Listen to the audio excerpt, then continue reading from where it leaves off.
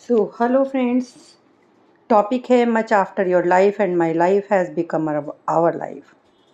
ये टॉपिक बहुत ही इंटरेस्टिंग है और I feel it can help many to understand the true meaning of marriage. Existence ने पर्पसफुल मैन और वीमेन को थोड़ा सा इनकम्प्लीट बनाया है ताकि वो एक दूसरे को एम्ब्रेस कर सके और उसको कंप्लीट कर सके। तो भी सेंचुरीज से conditioning have given the terms husband and wife a very narrow connotation.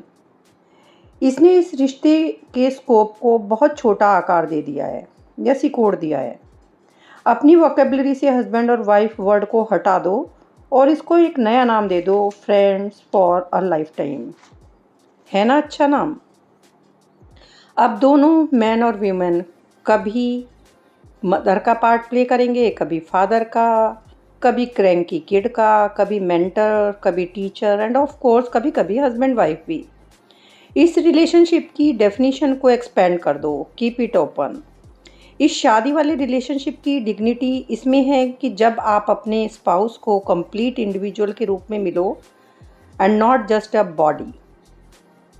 Observe each others way of thinking, personal values को डिस्कस करो, एक दूसरे का दृष्टिकोण, स्टैंड पॉइंट, कन्विक्शंस, बिलीफ, धारणाएं, सब चीज़ें डिस्कस करो। एक दूसरे की फीलिंग को लेकर सेंसिटिव बनो और डेवलप इमोशनल कंपैटिबिलिटी। शांति में एक दूसरे के साथ बैठकर स्पिरिचुअल कनेक्टिविटी डेवलप करो।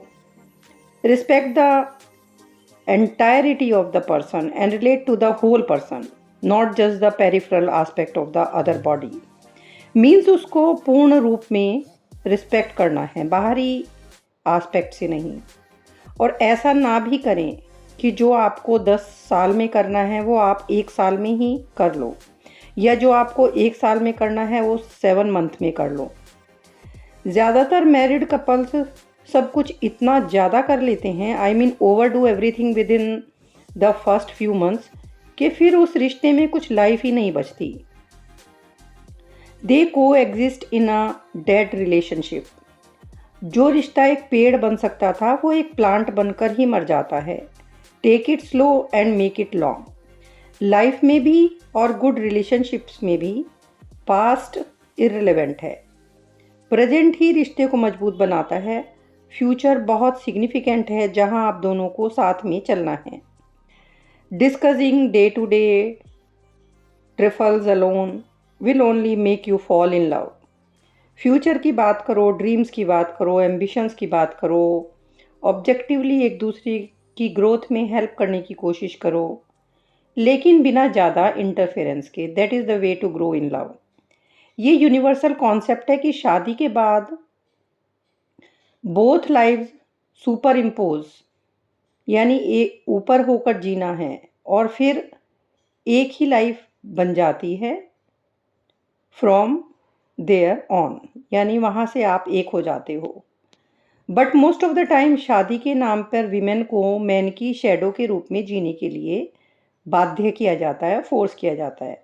उन पर सिर्फ एक टैग लग जाता है, but as frustrated, self pitying, sacrificial individual who felt exploited.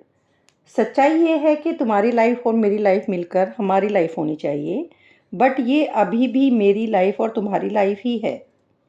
Our life is that intersecting space called marriage. इसको समझें। Happiness in marriage depend on how both relate in our space. और ये आवर स्पेस जैसे जैसे साल गुजरते जाते हैं ग्रो करता जाता है, तभी शादी में हैप्पीनेस बढ़ती है। और ऐसा नहीं है कि दोनों को अपना स्पेस नहीं मिलना चाहिए। मैन यानी इंसान, आदमी, he will continue to have his life, और wife I mean she should continue to have her life.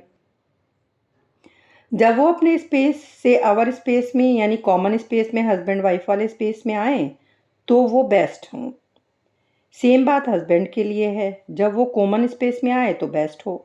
लेकिन दोनों को अपने अलग अलग स्पेस को भी रिस्पेक्ट देना चाहिए, एक दूसरे की लाइक और डिसलाइक की, प्रायोरिटीज़ की, और मोस्ट इम्पॉर्टेंटली दोनों को एक दूसरे को प्यार के नाम पे सफोकेट नहीं करना चाहिए। Marriage in its true sense should improve the quality of life of both involved.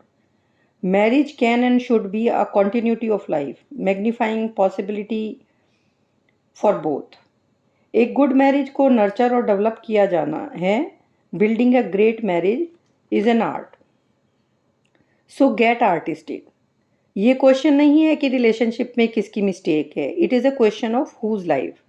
आप जैसे हो ये एक्सेप्ट करने के बजाय ये एक्सेप्ट करो कि दुनिया जैसी है वैसी ही एक्सेप्ट करनी है और आपका नज़रिया दुनिया की तरफ बदलने लगेगा. Late life B beautiful because of the world. Late life B beautiful in spite of the world.